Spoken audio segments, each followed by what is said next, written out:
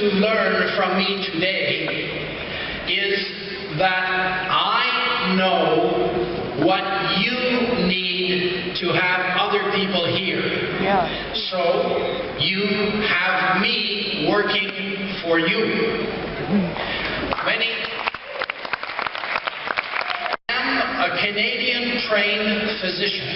I am a family doctor. I care for children all the way through to geriatrics.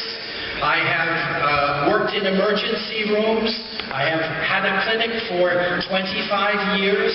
I still continue to go twice a week to a charity clinic, and I care for people who do not have insurance and who cannot receive care otherwise.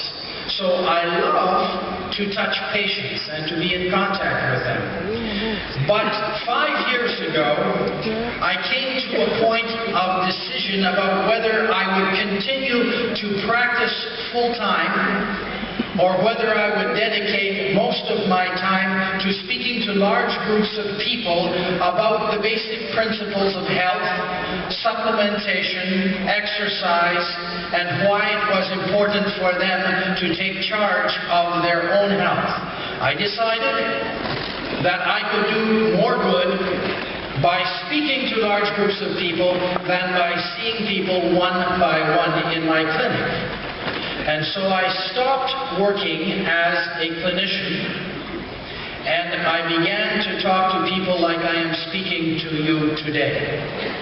I want to tell you the first story about something that happened about 7 years ago, because it is important for you to know not what the science is, but to know that it is there and what role it has played in the growth of the mangosteen as it has gone forth in the world. 7 years ago, no one except people in Southeast Asia and in the other parts of the world where the mangosteen was part of the traditional medical paradigms of that area knew anything at all about this fruit. But those founders of this company were contemplating using one of several different fruits, and they wanted to know which one would be most useful as far as health was concerned. I was involved at that early point in helping provide the information to them that would allow them to make this decision. When we looked at the different fruits which they had been examining, there was no question that the mangosteen had far more science, about 40 papers from university schools of medicine and pharmacy, to determine that it had the most promise as far as a health beverage was concerned.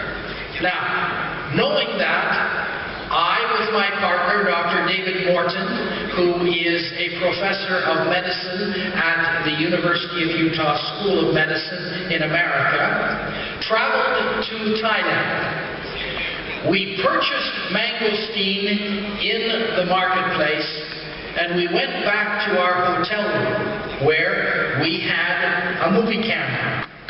I had a mortar and a pestle, those little things that you doctors use to grind stuff up, or at least they used to use them. And I took the outside of the mangosteen because I knew from research that this was where all of the good things were. And we ground it up until there was about a teaspoonful of liquid.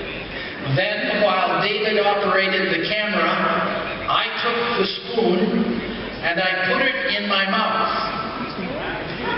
David said to me, "What's it like?" Disgusting. I could not speak. My mouth was glued shut. It was like quantum lemons. It was just so astringent that I literally could not open my mouth. And that lasted for about 25 seconds. And then I said something which I can't say from stage. I said, "It tastes like..." And we have a first miracle of mangosteen is that your founders were clever enough to search through the world for the very best expertise in food science and in flavoring, and were able to put together a combination of fruits without artificial flavoring that allowed you to have the beverage that you have today and the benefit of the whole fruit of the mangosteen. Of fermentation to provide a great variety of cheeses. We have taken the mangosteen and using Japanese technology, we have done the same thing with the mangosteen, preserving all of the enzymes which are in it. We have studies that show us some remarkable statistics, things which are important. Now, it is